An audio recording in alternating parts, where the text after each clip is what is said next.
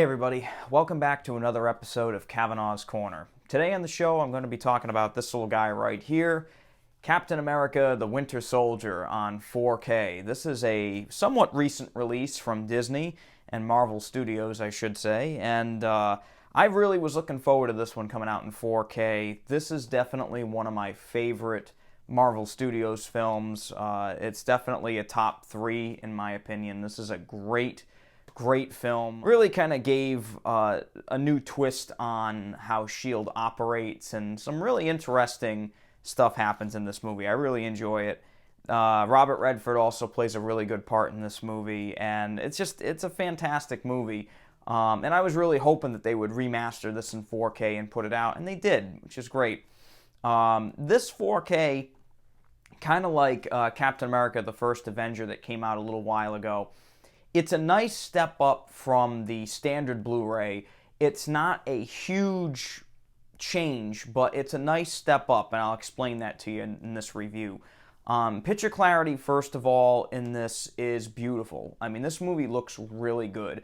Detail is high throughout, little details on faces, Captain America's uniform. Really, really neat stuff can be seen in this new 4K disc. Colors throughout are really vivid, and the HDR10 that's on this disc really does help out with that kind of thing.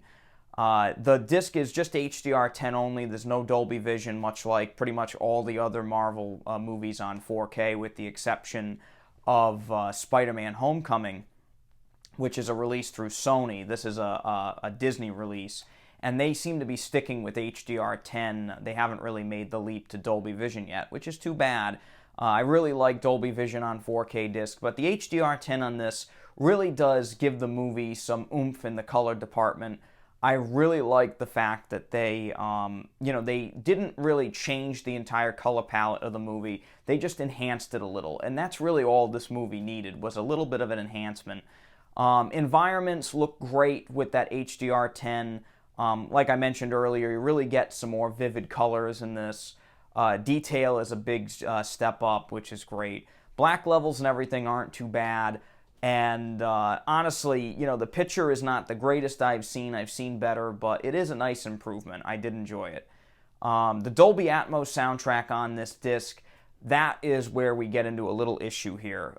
Disney, for some reason, really enjoys making the Dolby Atmos track a little more quieter than from some other studios. Why, I don't know, but the one on this track is a little more quiet than I would have liked. You do have to kind of pump the volume up a little bit in order to get that true sound that you would normally get at a normal level from some other discs. But it's not bad. It's used well. Again, overheads are also used fairly well in this. The surround sound, as always, is pretty much spot on. It's a great mix, just a little bit quieter than I would have liked, which is too bad, but again, it's a Disney 4K release. This is kind of to be expected at this point.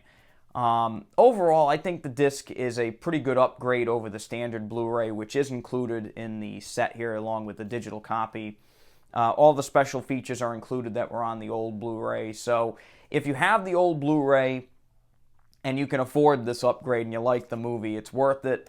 If not, you may want to wait for a sale, but I did enjoy this overall. I think it's a great movie, and this disc just makes it even better. For me, it was a must-buy, but again, if you've already got the disc on Blu-ray and you may not be crazy about the movie, you may want to wait.